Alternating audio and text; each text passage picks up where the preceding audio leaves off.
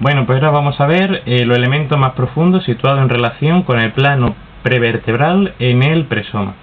Lo primero que vemos son las vértebras cervicales de la columna vertebral, aquí, y también vemos, por lo tanto, los músculos prevertebrales. Tendríamos el músculo largo del cuello a ambos lados de esas vértebras cervicales y el músculo largo de la cabeza.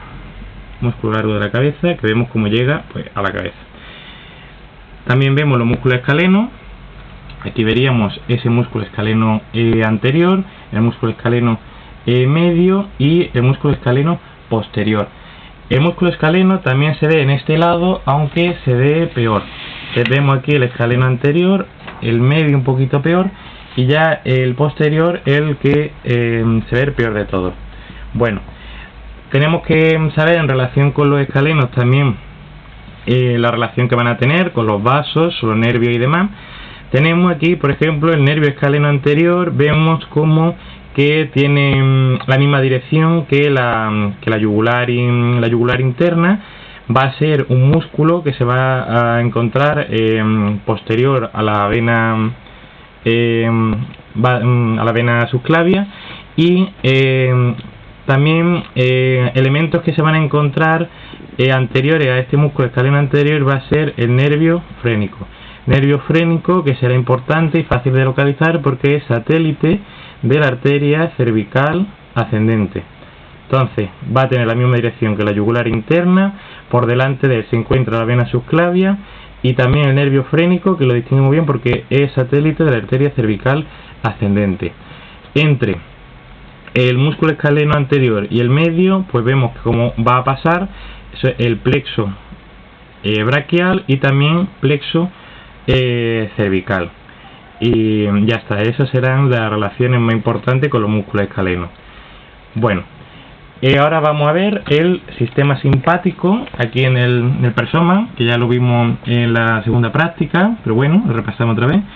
Esta sería la cadena ganglionar simpática o tronco ganglionar simpático o cadena simpática para vertebral. Aquí tendríamos el primer ganglio, que es el ganglio simpático cervical superior, que lo conocemos porque da el nervio cardíaco cervical superior, y luego va a dar otro nervio importante que es el nervio carotidio interno, que como vemos se dirige a la carótida interna para inervarla y formará en su interior el plexo carotidio interno. Bueno, aquí estaría el ganglio simpático cervical medio, que va a dar el nervio cardíaco cervical medio. Bien, y aquí veríamos el ganglio cérvico torácico o estrellado, que va a dar el nervio cardíaco cervical inferior. Aquí vemos como los tres nervios se unen. Entonces, si no lo vemos bien en un principio, nos vamos aquí y lo vamos siguiendo hacia arriba. Aquí hay que ver la diferencia. Por ejemplo, en el lado derecho sí se ve muy bien el superior, medio y el cérvico torácico. Sin embargo, en el lado izquierdo han representado el superior, el medio, el cervical inferior y el primer torácico. Es decir, aquí el ganglio simpático cervical inferior y el primer torácico no se encuentran fusionados, pero bueno, de todas formas vemos cómo sería desde el nivel más bajo, desde el primer torácico, donde saldría ese nervio cardíaco cervical inferior. Bueno, sí que hemos visto ya el sistema simpático. Vamos a ver los elementos vasculares principales. Tendríamos aquí, sabemos la arteria aorta descendente torácica con el callado de la aorta. Ese callado de la aorta también lo vemos aquí. Va a dar el tronco braquiocefálico derecho o tronco arterial braquiocefálico, donde saldrá la arteria carótida común y la arteria subclavia. De la carótida común, pues a la altura del cartílago tiroides, que está aquí, pues se bifurcará en la arteria carótida interna, que no la vemos, se va a meter a nivel más profundo, y esta sería la arteria carótida externa. Aquí en este lado igualmente tendríamos como esta sería la arteria carótida interna y esta la arteria carótida externa. Y lo podemos ver en el plano posterior también, como aquí esta sería la arteria carótida interna y esta la arteria carótida externa y esta la arteria carótida común. Y aquí solo vemos la arteria carótida interna. Esto sí lo podemos ver como coincidirían con el plano base, si lo moviéramos. Bueno, entonces esa es la carótida común y su rama. Hemos dicho también la arteria subclavia y nos quedan ahora las venas. En las venas pues vamos a tener el tronco, vamos a distinguir entre las venas brachiocefálicas, vena brachiocefálica derecha, que sería esta de aquí, y la vena brachiocefálica izquierda, que va a tener, se van a dividir en la vena subclavia y en la vena yugular interna. Vale.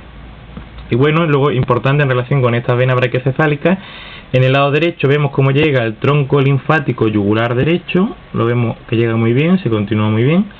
Y aquí bueno, llega el ángulo venoso de esa vena brachiocefálica derecha, y en la vena brachiocefálica izquierda vemos cómo llega el tronco linfático yugular izquierdo. Lo vemos por aquí. Y bueno, esto en relación a los elementos vasculares, nos queda el nervio vago. El nervio vago, que lo vemos como saldría aquí, a esta altura. Y el nervio vago, que es el decimopar craneal, pues sabemos que va a dar unos ramos cardíacos cervicales superiores e inferiores. Lo que pasa que no se aprecian bien, no se saben distinguir cuáles serían los superiores y los inferiores.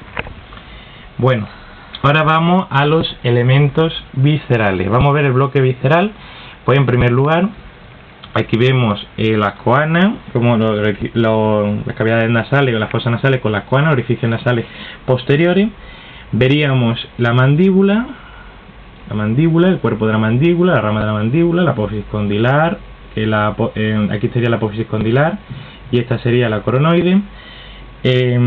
Luego la cavidad bucal propiamente dicha pues sería así. Tenemos que hablar de cavidad bucal, este espacio, pero bueno, no es difícil señalarlo. Luego pues vemos la lengua.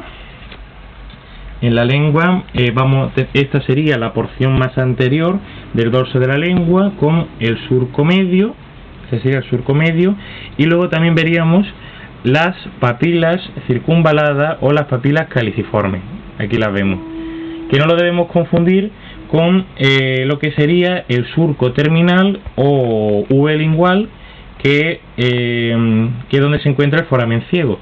Por un lado están esas papilas caliciformes circunvaladas, y luego el vértice, el surco terminal sería la V lingual, donde está el foramen ciego, que conduciría al conducto tirogloso, donde originariamente pues sabemos que descendió la glándula tiroides. Vale, aquí en esta sería la cara, la porción más inferior, la porción más posterior del dorso de la lengua, donde encontramos la tonsila o amígdala lingual.